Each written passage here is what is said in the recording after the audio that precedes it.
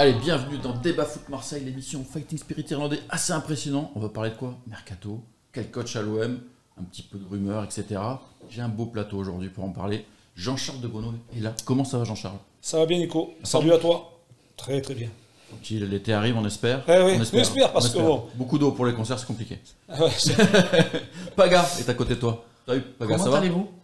Tranquille. Jean-Charles, fidèle au poste, hein, dans tous les plateaux, il est là. C'est la base. Jean-Charles, c'est la base. C'est le pilier de l'émission. C'est incroyable. Il est là. Tu es phénoménal.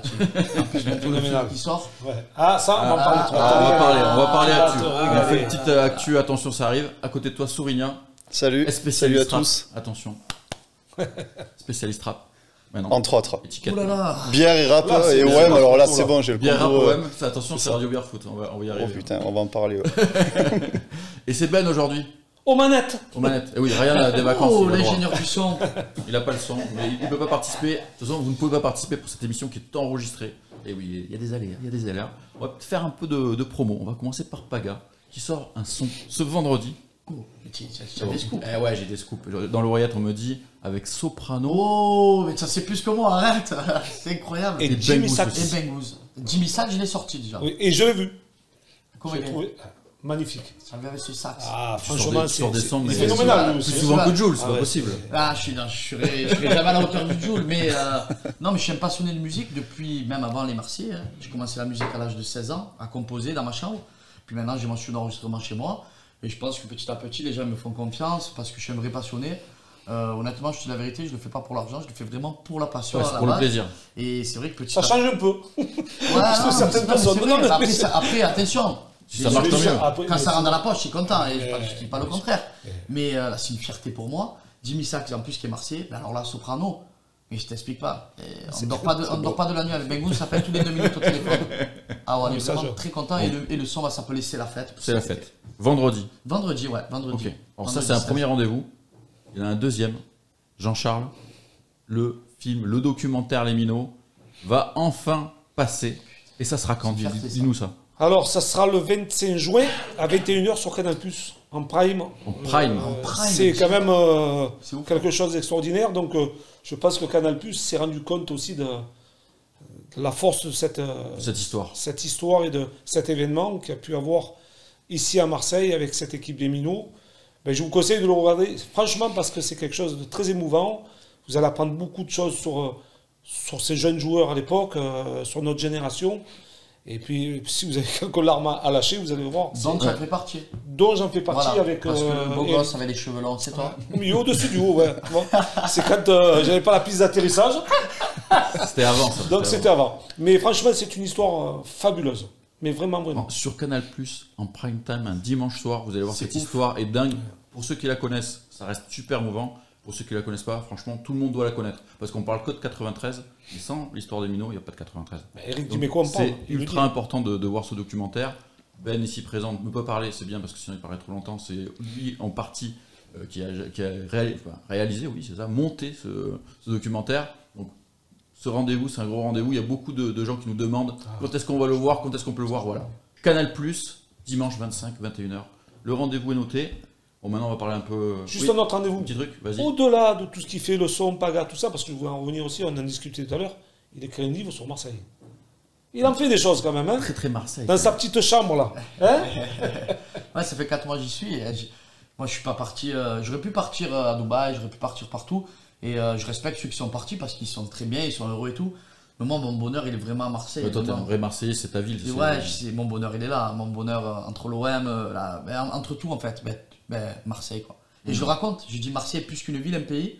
Donc tu racontes un petit peu tout ce qui se passe à Marseille, comment on vit à Marseille. Ouais, même pour un étranger, un touriste. Comment faire l'apéro à Marseille. Et je t'explique comment faire l'apéro. C'est ce qui est la base, quoi. Comment faire la partie de boule. Comment faire la partie de boule. Tiens, je parle vraiment de tout. Comment aller au stade. Comment aller au stade, je parle de l'OM, je parle vraiment de tout, des quartiers, ouais, je passais par. Et ça sort quand ce bouquin-là? Début septembre, normalement. Ok, donc c'est après l'été. Ouais. Ok, ça va. Voilà. Très bien. On reste sur Marseille. Grosse actu, Paga. Grosse actu. Ouais, encore. Je suis bientôt dans le film Les Dégueux aussi. Là, j'ai pas tout te dire, j'ai pas tout dévoilé maintenant. Tu reviendras nous parler de... Attends, on peut parler aussi d'un truc. Vas-y. Pour revenir sur les Minots, qu'il y aura également, on travaille dessus, aussi des projections qui se feront parce qu'ils passent sur Canal. mais on travaille aussi sur des petits événements où les gens pourront venir voir le film en compagnie de l'équipe du film et de certains minots. Donc voilà, on reviendra sur certaines dates. Mais Putain, voilà. c'est un plateau de classe. Ouais, il y a beaucoup de choses. Allez, on va avancer, parce qu'on ne fait pas une émission hyper longue aujourd'hui. On va tout de suite commencer avec le gros débat. Et je vais remercier notre partenaire, Manscaped. Quoi? Pourquoi tu rigoles, Ben? C'est vrai, parce que c'est beaucoup de choses. Oui, c'est beaucoup de choses. Mais Non, mais après, il y a de l'actualité. il y a de l'actualité, on fait l'actualité, et on remercie notre partenaire, C'est Manscaped. de la bonne actu en plus. On a besoin de c'est partenaires pour faire les émissions, on a besoin d'eux. Et c'est un partenaire historique maintenant, ça fait plus d'un an qu'il bosse avec nous. C'est le partenaire premium de l'émission du lundi, Manscaped avec le Lawnmower 4.0, petit bijou de technologie pour être complètement frais, de la tête aux pieds. Et attention, c'est la perfection vraiment au poil près, je te le dis. poil près. Je connais. Et y compris sur les J'allais zones te sensibles. dire. Les zones sensibles. J'allais te dire là. Toi, t'as pas de problème. Les cojones. T'as pas de problème à ce niveau-là. Avec Jean-Charles, on a un problème. Mais si t'as envie d'être soyeux pour l'été, n'hésitez pas. Faites des paires très bientôt aussi. C'est le moment. Il y a quand même, avec le code promo FCM, vous avez 20%. Tout à fait. Vraiment, ça s'affiche là. Oui, Vraiment, ça s'affiche là. Voilà. Lien en description. Voilà. Lien en description, bon, ça s'affiche pas. Mais en tout cas, c'est notre partenaire, vous pouvez leur faire confiance, vous avez l'habitude maintenant. C'est des bons produits. On vous a déjà fait l'article 100 fois, vous le connaissez. C'est la fête des pères, c'est maintenant qu'il faut l'offrir. Allez, on passe tout de suite au football. Parce qu'on attend le coach. Igor Tudor est parti.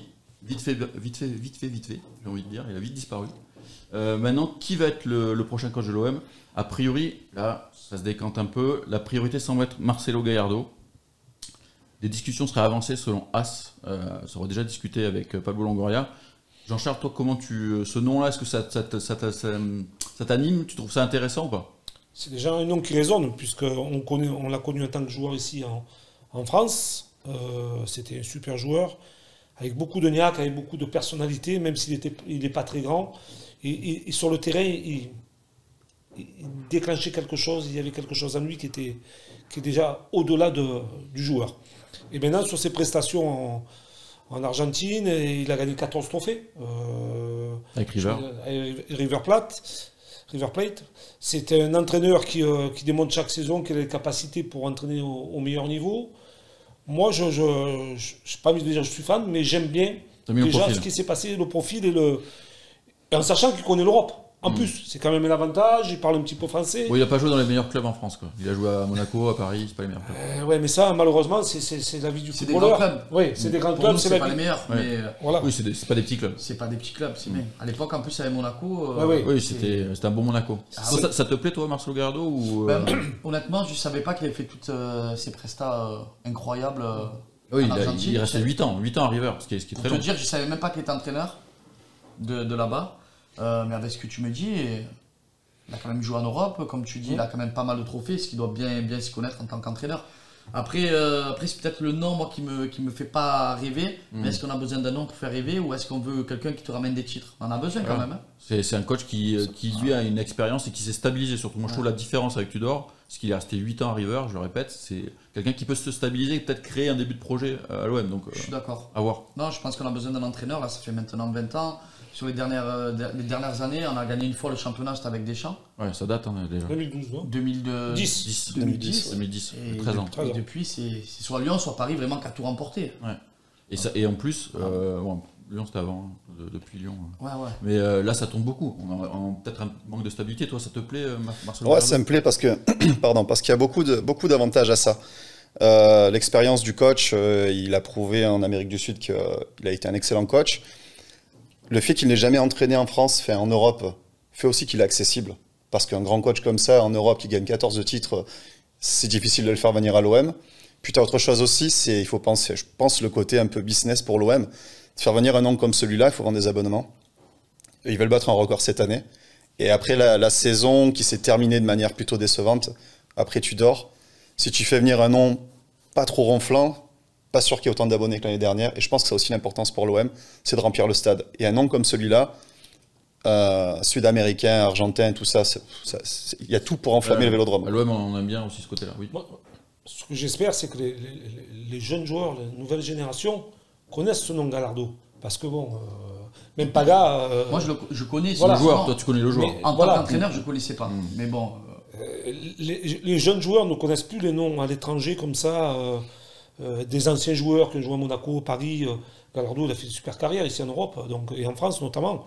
Donc j'espère qu'ils respecteront aussi ce nom-là. Tu comprends? Il va arriver avec une étiquette importante. Parce qu'avec un renom, avec ses titres, on dit ouais, mais Gallardo, moi je ne connais pas, il a gagné 14 titres, d'accord, mais je ne connais pas. Non, il les a gagnés, et c'est jamais facile de gagner en Argentine, des titres aussi. Donc même s'il était dans le meilleur club argentin, maintenant il va arriver, c'est un nom important, il va arriver. Il est dans la liste pour arriver ici à Marseille.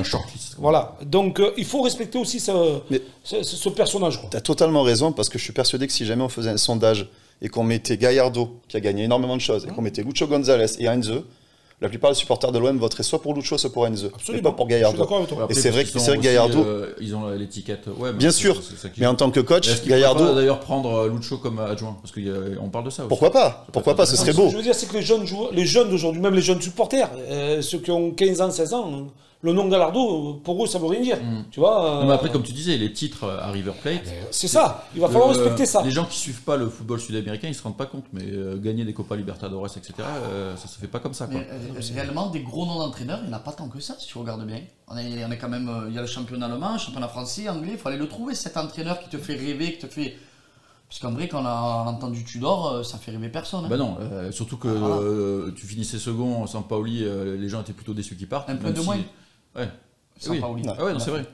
Mais le fait est que tu termines second, et quelque part, tout le monde s'attendait à un peu de continuité. Et pour en revenir à ça, Gallardo, il est resté 8 ans. C'est quelqu'un qui a l'habitude que ses meilleurs joueurs partent, parce qu'en Argentine, les meilleurs joueurs ils sont vendus en Europe. Mais c'est quand même quelqu'un qui sait construire. Donc, est-ce que ça peut matcher avec Longoria? C'est peut-être la question qu'on peut poser. Est-ce qu'à l'Olympique de Marseille, quand tu finis 8e dans un championnat, en tant que spectateur, tu n'as pas envie de te dire, allez, on vire l'entraîneur. C'est toujours comme ça chez nous, tu le sais comme c'est. Ouais, non, mais ça c'est sûr. À l'OM, là, maintenant, si tu fais pas podium. Le deuxième, il est parti, il avait trop de pression. C'est bon.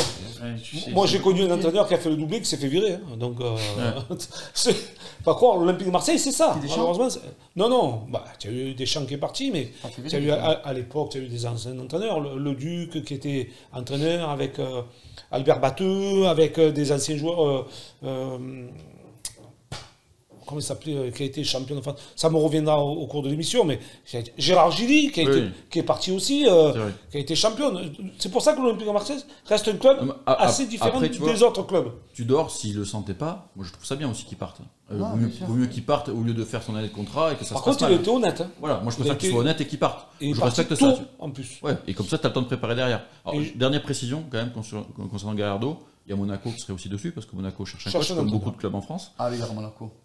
Pas sûr, parce que t'as pas d'Europe avec Monaco. Donc ça, c'est quand même un petit problème. Il a quand même eu quelque chose avec Monaco de fort. Après, est-ce que... le côté argentin aussi, quand même. Ouais, le public, il va être un peu déçu. On ne retrouvera pas là-bas le côté argentin, c'est sûr. Il le connaît, le public à Monaco. Il sait que ça va être vrai. Fou. Et surtout, il y a Naples. Naples qui change de coach, Naples qui vient de gagner quand même la Serie A. Bon, a priori, il y a Rudy Garcia qui a fait l'entretien. On sait que Rudy Garcia est très très fort dans les entretiens. Moi, je leur dis, foncez sur Rudy. Vous serez pas déçus. Ah oui. Alors, qui le prennent. Je te donne mon avis. Oui. J'y crois pas du tout. De Rudy Garcia à Naples? Pas du tout. Et moi, j'espère que c'est. Alors, je ne vais pas vous dire pourquoi, mais j'y crois pas du tout. Moi, je te dis que oui, à ce moment, il est quand même chanceux. Après, il revient de l'Arabie Saoudite. Il y a d'autres entraîneurs qui sont largement devant lui, mais quand je dis largement... mais il est fort dans les entretiens d'embauche, Rudy Garcia. Oui. Et puis il a une certaine cote en Italie aussi. Quand même d'Arabie Saoudite. Je pense qu'il a une certaine cote en Italie aussi. Vous connaissez le président de Naples? Oui, c'est un fou curieux. Okay. Bon. Juste pour terminer sur Gallardo, après on passe le seul, il y a un avantage aussi en sa faveur, c'est que lui, les Argentins, il peut en ramener. Et de bons Argentins. C'est sûr. Ça, c'est... Ah, mais ça changera des bons Brésiliens. Non, mais c'est hyper important. Tu peux peut-être garder aussi un bon attaquant chilien. Ça peut peut-être le motiver à rajouter un truc. Allez, donc ça, Gallardo, ça reste a priori la priorité, mais c'est pas fait parce qu'il y a beaucoup de clubs dessus. Il y a un autre nom qui était sorti, c'est Grosso, le latéral italien qui est passé par Lyon un petit peu. Qui vient de faire une très grosse saison en Série B italienne, avec un jeu proposé assez intéressant. C'est un jeune coach qui monte. Donc lui, il serait en attente. Il est en fin de contrat avec Frosinone. Il a la chambre froide. Non, mais imagine, il était en seconde division italienne. Il y a plusieurs clubs, pas que l'OM, il y a des clubs italiens aussi qui s'intéressent à lui. il n'a pas encore prolongé. Donc ça, a priori, c'est une option. Division 2 italienne. Oui, série B. Encore, tant qu'à faire, on prend national italien. Ouais, mais bon, il a combien d'années d'expérience en tant qu'entraîneur? Très très faible. Très peu. C'est un jeune entraîneur. Mais après, je pense que c'est ce que. Franchement, moi, je pense qu'il y a autre chose à faire. Il prendrait On pas est Thiago Motta alors. Ah là, est-ce tu me parles que Thiago d'entraîneur. Motta, il n'est pas trop estampillé PSG? Ah mais c'est bon, arrêtez avec ça, PSG. On s'en bat les rognons du PSG. Nous on est là pour gagner des titres. On veut gagner des titres. Non, parce qu'on en parle à Paris aussi, de Thiago Motta. Oui, mais d'accord, donc ça veut dire que c'est des bons entraîneurs. Ah oui, Thiago Motta, il a fait ses preuves, il a fait une belle saison en série. C'est pas parce qu'il a joué à Paris ou que Paris le redemande que nous on n'a pas la possibilité de vouloir le prendre. Il y en a eu combien de joueurs qui sont venus ici? A priori, il n'est pas dans la liste. Bon. Moi je veux un bon entraîneur, c'est tout. Je veux un entraîneur qui gagne des titres. Moi je pense pas qu'il viendra Grosso parce que l'OM c'est l'OM. Ils ont compris qu'avec l'histoire Tudor, ça fait pas rêver. Il faut, je vais pas dire il faut un gros nom, mais il faut quelqu'un qui a de l'expérience. On va reprendre quelqu'un qui a pas d'expérience. Je suis d'accord. Et encore Tudor, même s'il était pas resté longtemps dans les clubs. Ça faisait quand même 10 ans qu'il entraînait, là. C'est pas le cas de Grosso, tu vois. Ouais, aussi, c'est peut-être un peu compliqué pour ça. Ouais, mais sur une saison où tu joues à Champions League, on se questionnait à l'arrivée de Tudor. On dit, attends, il y a Champions League, le mec n'a jamais joué un match en tant qu'entraîneur en Champions League. Il l'a prouvé, désolé. Grosso, ça paraît risqué. Voilà, pour moi, c'est aussi risqué. Alors, je l'avais pas. Moi, je mettrais une croix sur Grosso, il viendra pas. Ok, je mets une croix. J'espère pas. Il y a un dernier nom, ça semble être comme un gros plan B, c'est Fonseca, l'entraîneur de Lille. Il lui reste 1 an de contrat avec Lille, donc du coup. 2 ans. 2 ans, donc il faudra payer. Bon entraîneur. Faudra payer. Mais c'est quelqu'un qui a fait ses preuves et surtout qui a montré en Ligue 1, même si c'était irrégulier. Lille, le défaut cette saison, c'est que ça a été irrégulier. Il y a plein de matchs qu'ils ont largement dominés sans gagner. Mais c'est un entraîneur qui a montré de belles choses. Toi, Fonseca comme plan B, tout ça intéressant, Jean-Charles? Plan B ou plan A? Plan A. Fonseca, il a démontré cette saison avec Lille. Il est sous contrat, c'est la différence avec Marcelo Gallardo, par exemple. Il a démontré cette saison avec Lille qu'il était capable d'entraîner une équipe de haut niveau, notamment l'Olympique de Marseille. Il a entraîné aussi dans des grands clubs en Italie, donc ça peut lui permettre aussi de venir ici et de passer à l'étage supérieur. Le Vélodrome, c'est Marseille, c'est, que l'on veuille ou non, c'est quand même le club numéro 1 en France. Numéro 1 en France. On peut me dire n'importe quel club, ça reste le seul club qui a gagné la Ligue des Champions, qui a autant de ferveur, qui a autant de stades remplis que le Vélodrome. Non, c'est pour moi une bonne option aussi. Mais le gros défaut, c'est qu'il est sous contrat avec Lille et que du coup, ça peut durer longtemps cette histoire. Ouais, mais pourquoi il viendrait? Ils vont jouer l'Europa League. Il avait pas. Non, il joue la Conférence League. La Conférence League. Ils sont combien? Pour une année, c'est bien, 5e, 6e. Ouais. Mais le truc, c'est qu'a priori, il n'a pas forcément des très bonnes relations avec la présidence comme d'habitude lilloise. Bon, le mec est un peu spécial. Non, mais après, moi, là où je vois le gros problème, c'est que vu qu'il est sous contrat, Lille, ils vont pas le lâcher tant qu'ils n'auront pas trouvé quelqu'un d'autre. Donc ça peut te retarder l'arrivée de l'entraîneur, et ça c'est problématique. Le même là, il faut vite qu'il trouve un entraîneur pour bien préparer ta saison. On le rappelle, 3 juillet, c'est la reprise de l'entraînement. Donc c'est ça peut-être le défaut, c'est qu'il est sous contrat. 3 juillet. Et oui. Ça va vite. Dans moins d'un mois, on est le 12. Mais comment tu vas pas épuiser les joueurs? Heureusement qu'il y a la Coupe du Monde. Pour ceux qui l'ont pas faite. Non mais franchement. Là ça enchaîne. Un mois de vacances, il repart. Bah, c'est comme ça, t'as un mois de vacances. Toi, tu crois pas trop, Paga? C'est pas que j'y crois pas trop, c'est que l'OM en ce moment, c'est entre le rachat de l'OM. Alors, est-ce qu'ils veulent d'abord racheter après avoir l'entrée on ne sait plus. Quand tu crois au rachat de l'OM? Ouais. Moi, j'y crois dur. Ça fait 3 ans que c'est vendu. Alors, non, j'y crois vraiment. Je peux m'avancer? Vas-y. Je m'avance. Ah. Non. Je m'avance pas trop. Je voulais t'avancer presque. Tu vas j'étais. Ah, toi, t'as des échos comme quoi ça bouge, il y a des choses. Ok. Moi, j'ai une question pour Fonseca, finalement. Quelle est la plus-value de Fonseca s'il vient à l'OM par rapport à Tudor? Fonseca finit 5e, ok, il a fait du jeu. Tudor finit 3e. Tu vas aller chercher en Ligue 1 un coach qui a été moins bon que le coach que tu as eu.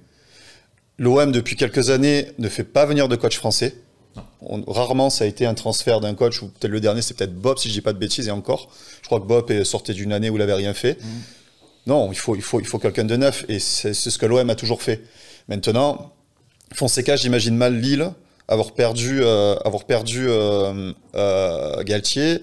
Combien de coachs sont passés par Lille depuis? Lille aussi, finalement, c'est pas très stable. Ça va vachement tourner. Mais est-ce qu'eux aussi, ils n'ont pas envie de créer quelque chose de stable avec Fonseca à travers un projet? Il y a un gros problème avec les temps, quand même. Non, mais voilà, oui, bon. Les temps, effectivement. Il est compliqué à vivre. Il est particulier, il est difficile à gérer. Il intervient beaucoup. C'est vraiment...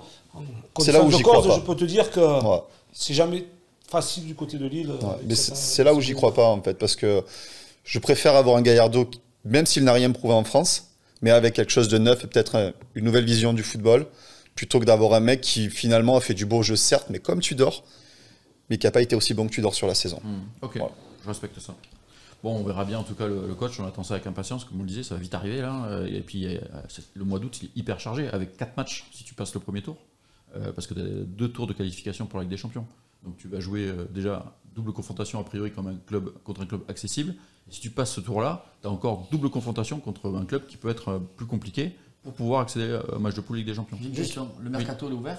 Oui, depuis samedi dernier, le 10, ça fait 2 jours. Juste pour dire que le mois d'août. Et ça ne bougera pas tant qu'il n'y aura pas de coach après. Le mois d'août, entre le 8 et le 9, et le 29 août, il y a 7 matchs. Oui, donc ça va être intense. Saison, il va être, et ça, c'est compliqué quand tu sors juste de la prépa physique. Jean-Charles, la prépa physique, en plus, normalement, en août, tu n'es pas à 100%, tu montes un peu en. Là, il faut que tu sois rapidement. Surtout, il va te falloir un effectif.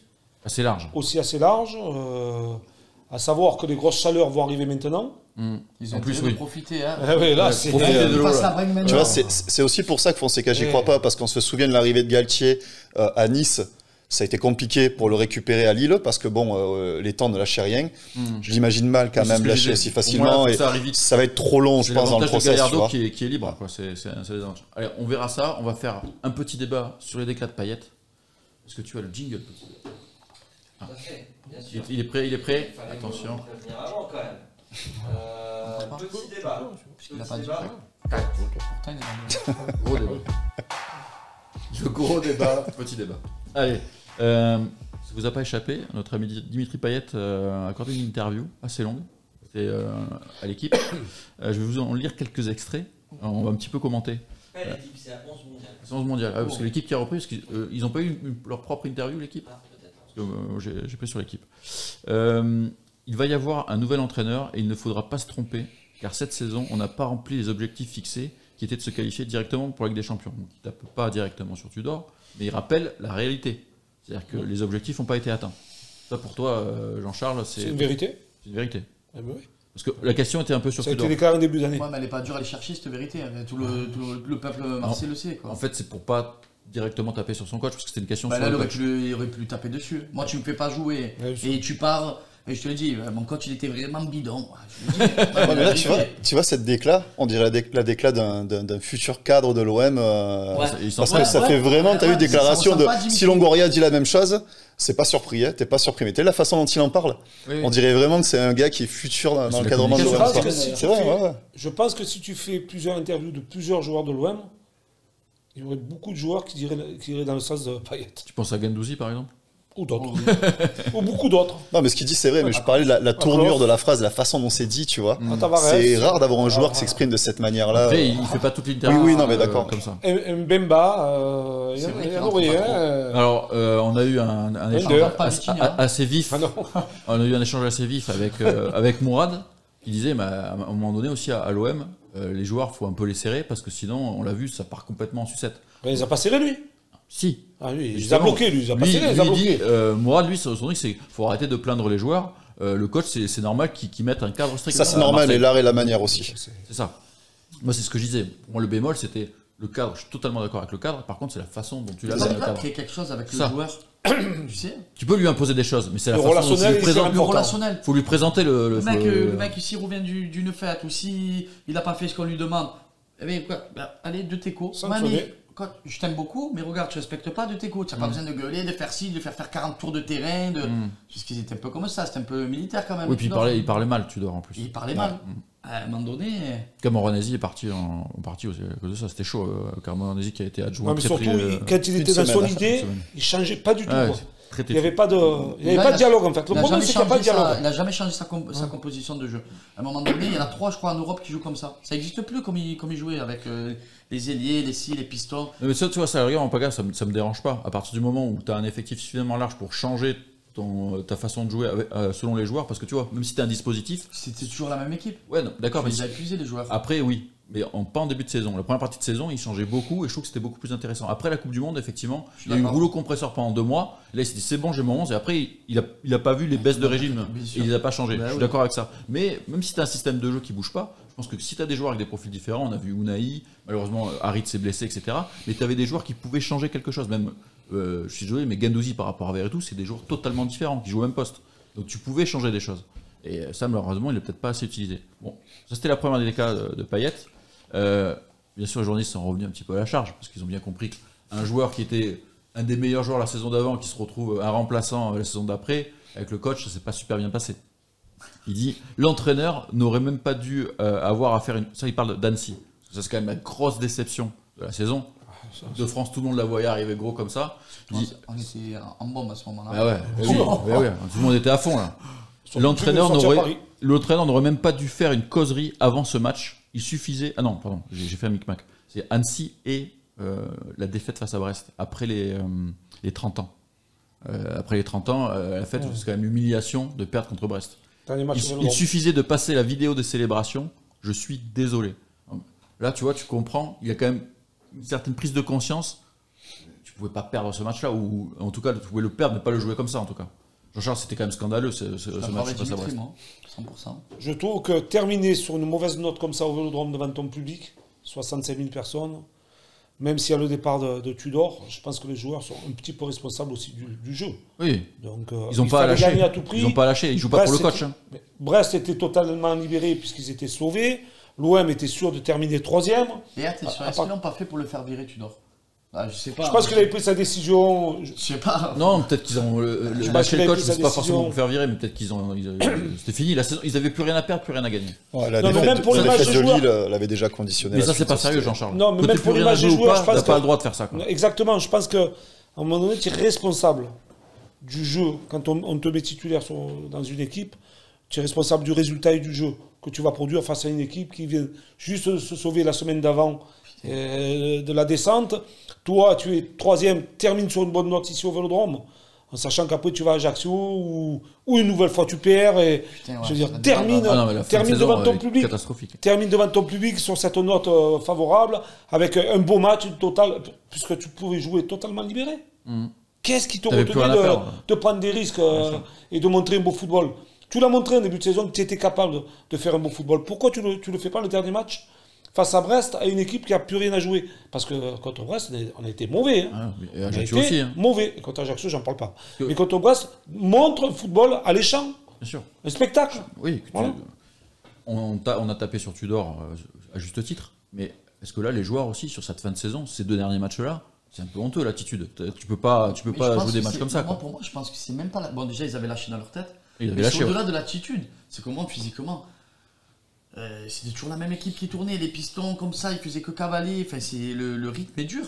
Moi, parce qu'en vrai, Dimitri il n'est jamais rentré, Amine il s'est blessé, Ounaï il n'était pas là, qui avait en fait au milieu de terrain? En fait, c'était toujours pareil. Mais t'as Malinowski qui était pas bon. Tu m'as levé la bouche. Malinowski il est venu, mais il n'arrivait pas trop bien à se trouver, après il était un petit peu sur le banc, enfin, c'était compliqué, il y avait toujours les mêmes au milieu de terrain. Et on voyait bien qu'il y avait un problème. Et il faisait, enfin pour moi, après je sais pas, je peux me tromper. Ils ont plongé, mais... Physiquement et mentalement, les deux, ils ont complètement... Je suis d'accord qu'il y avait des joueurs qui étaient peut-être un peu au bout du rouleau, mais pour moi, ça justifie pas non plus les matchs qui ont été joués. Alors, il y avait des joueurs au bout du rouleau. Un garçon comme Malinowski qui n'a pas fait quand même 50 matchs. Lui, il n'était pas au bout du rouleau, il était à l'envers sur les matchs, autre chose. Vitinha, il n'a jamais joué. Donc, il avait la possibilité, une nouvelle fois, d'être titulaire, de démontrer un petit peu. Bon, on ne parle pas de Sanchez qui a décroché.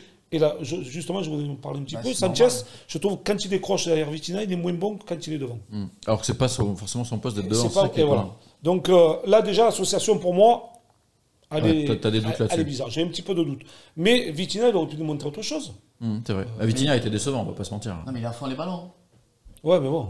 Tu le vois qu'il est à fond. Rien que dans son comportement, comme il se positionne et dans ses contrôles. Mais moi, tu vois un joueur comme ça. Mon père m'a toujours dit. Je suis d'accord. Dans le contrôle et le positionnement. Tu parles de Sanchez là? Non, je parle de Vitinha. Sanchez, c'est crack. Non, parce que Vitinha, dans les contrôles, des fois, c'était pas hyper... C'est très moyen, c'est ce qu'il te dit. Ah, ce que tu dis. Ok, pardon. C'est le contrôle nul et le positionnement nul. Moi, ça laisse des gros doutes. Après, il ne faut pas l'enterrer parce que c'est difficile d'arriver. Mais... S'il est là la deuxième saison, j'espère qu'il va faire quelque chose. On y croit, on espère sur soit 32 millions d'euros. Tu peux pas le prêter directement, sinon tu le flingues là. Tu es obligé de tester une saison. Tu peux le vendre un peu moins cher et tant pis, tu t'assures sur 5-6 millions d'euros. Mais qui va te le prendre à faire Personne. Comment tu vois, toi, cette fin de saison T'en veux au joueur un petit peu quand même d'avoir lâché ou... J'ai pas envie de parler d'un joueur en particulier, même Malinovski, parce que Malinovski, le match contre Tottenham, le match retour, les joueurs lâchent à la fin. Malinovski, il n'était pas là. Il y en a beaucoup de matchs, en fait, on peut prendre en exemple, qui ont été très mauvais. C'est le collectif global. Je pense aussi au match aller contre Strasbourg, où à la fin, tu lâches complet. Enfin, il y avait où tu menais quand même. Voilà, donc il y a énormément de matchs tout au long de la saison où on a vu le collectif qui, à un moment donné, a lâché. Et ça peut être aussi raccord avec parfois des moments compliqués avec Tudor, parce que il a écarté Payet à ce moment-là, écarté Guendouzi, écarté Gerson en début d'année. En fait, Bamba Dieng, le conflit avec Bamba Dieng. En fait, tout au long de la saison, il y a eu les joueurs ont montré collectivement qu'ils n'étaient pas totalement à 100% avec le coach. En tout cas, c'est l'impression que j'ai maintenant avec du recul. Et je pense que le match de Brest, finalement, c'est un parmi tant d'autres des matchs où ils ont lâché tout au long de la saison. Il y avait dans la ville, la fête, etc. Je suis d'accord. Tu dois passer au-dessus de ça, en fait. Je suis d'accord. C'est là où je suis pas d'accord. Tudor a ses responsabilités. Je pense que ça a été suffisamment dit. Moi, je suis d'accord avec ça. Il s'est foiré. Il est parti par la petite porte. Je trouve que la fin de saison, elle est aussi pour lui. Et tu parles de Dieng. Moi, je trouve que la direction à Dieng, si Dieng il est parti comme ça, c'est parce que ça faisait 2 mercatos qu'on le poussait dehors. Et ça, c'est aussi Longoria. Là, il y a une part de responsabilité. Dieng, Bamba Dieng. Ouais, mais il n'y a pas que lui aussi. Non, il n'y a pas que lui. Mais il y a eu plein de joueurs qui ont vraiment été mis de côté, c'était compliqué. Et par rapport aux attitudes, je suis désolé. Comment s'appelle le milieu on dit. Non, le milieu qui est parti aussi. Un milieu qui est parti. Gerson Ouais, pas Gerson et un autre. J'ai oublié le grand de taille. Pape Gay. Il a été prêté. Il était prêté. Ouais, ça va, mais il est quand même parti. Oui, mais c'était l'équipe de l'année dernière qui était là.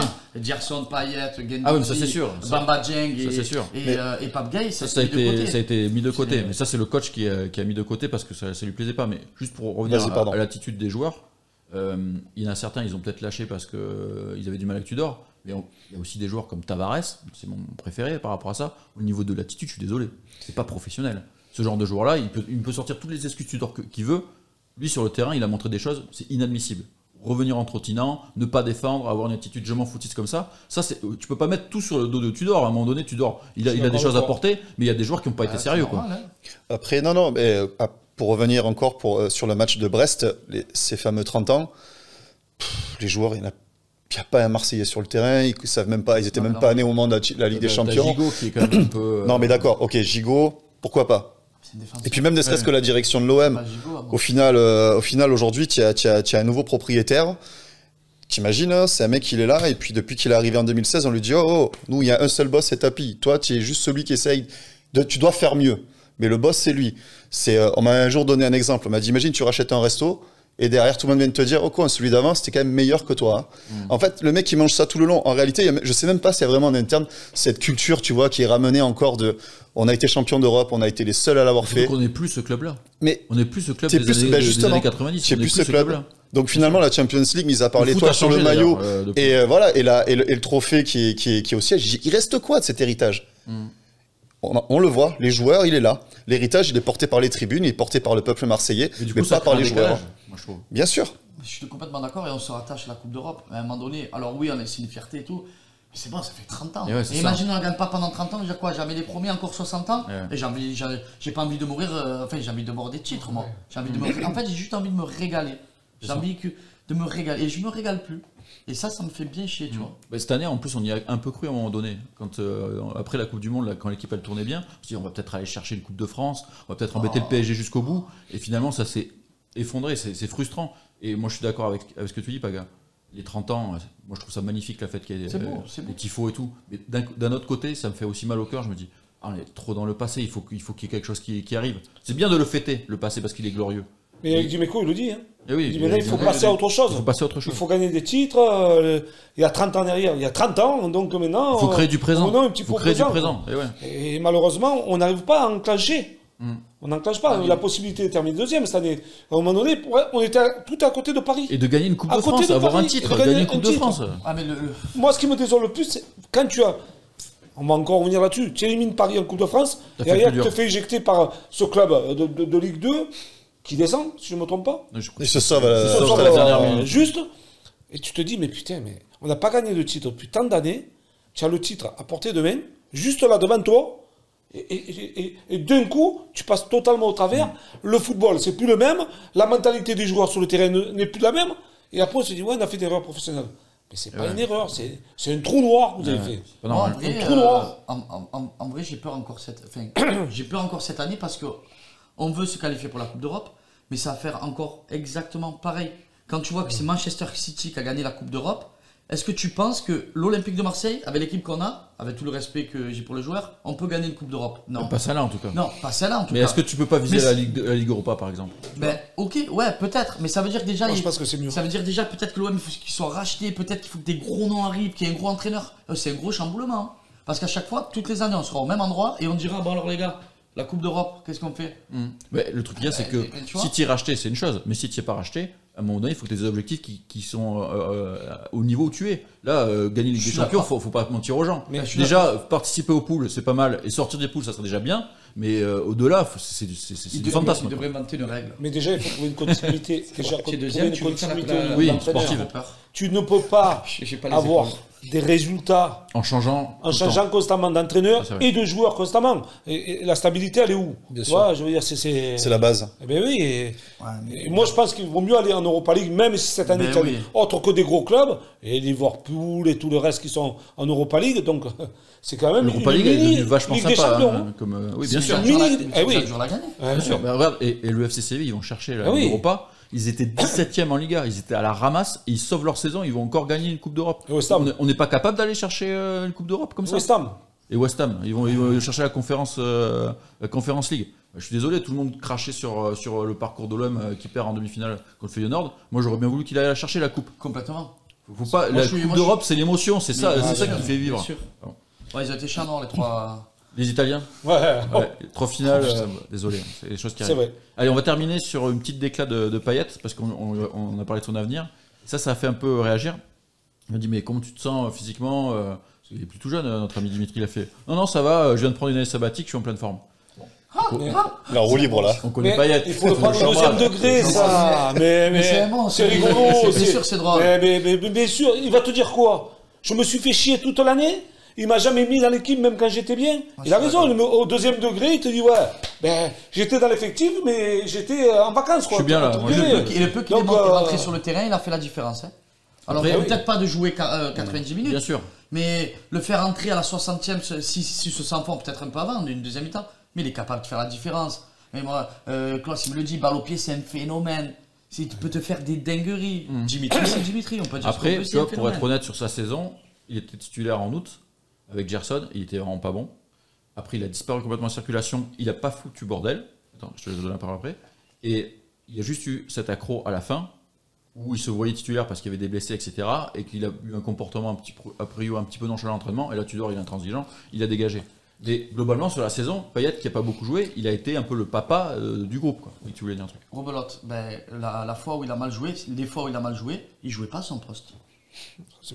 Il jouait pas son poste. C'est pas son poste de jouer ailier gauche, de le mettre enfermé dans son coin là-bas gauche. Non, mais là, c'est plus vraiment ailier gauche. Dans le système Tudor, c'est derrière l'attaquant. Non, oui, mais après, quand il est rentré les dernières fois, Tudor, il a compris qu'il était juste derrière l'attaquant. Et c'est là où il a commencé à lâcher des ballons et être important. Mais le début qu'il n'était pas bon au début de saison, parce qu'il jouait à gauche, il faisait jouer à gauche, il n'était pas son poste. Mais je ne sais pas si c'est que ça. Après, Payet, on sait aussi, il faut qu'il soit bien en forme physiquement. Et effectivement, c'est peut-être plus un mec qui peut faire des matchs titulaires, mais c'est un mec dans le groupe qui peut avoir son importance. Moi, en tant qu'ancien joueur, en tant qu'ancien joueur, il y a une chose que je regrette, c'est que tu ne peux pas, par rapport à son statut, par rapport à son passé, un joueur comparé, un ancien international, le faire chauffer pendant 45 minutes et le faire jouer 2 minutes. Je trouve ça, te moquer de la personne. Moi, ça m'est arrivé. C'est se moquer du joueur. Tu comprends? Ou alors le faire échauffer et pas le faire entrer du tout pendant 45 minutes. Je trouve que ça, pour lui, je me mets à sa place parce que j'ai été joueur. C'est dramatique. Après, tu es obligé de rentrer en conflit. C'est un peu comme une humiliation. C'est une humiliation. Mais attends, quand même. Après, qu'il soit bon ou pas bon, c'est autre chose. Qu'il soit prêt ou pas prêt, eh ben, tu dis tu es pas prêt, je te fais pas jouer. Oui, c'est ça. Mais là, c'est plus clair. Là, je comprends. Tu comprends? Tu ne peux pas faire à un joueur, la saison d'avant, c'est lui qui te mène l'équipe en Ligue des Champions quasiment, de dire, tu vas te chauffer tout pendant 45 minutes et tu vas jouer 2 minutes. Ça, traditionnel. Par contre, moi, le fait qu'ils le mettent pas titulaire, ça, moi, je peux entendre parce que dans ce système mais de jeu, il y a des meilleurs que lui. Mais moi aussi, Après, je suis d'accord avec toi. blessé, mais... Je dis pas qu'il fallait qu'il soit titulaire Oui, à chaque rencontre, mais s'il est bien préparé, il peut avoir jouer. sa part. Comment tu vois Je pense que ce que dit Jean-Charles, ça résume totalement la saison de Payet, finalement. Bon, il a été là, il a été présent dans le vestiaire, il a eu un bon état d'esprit. On retient simplement qu'il n'a pas été retenu dans le groupe pour aller à Lille parce que il était pas content de...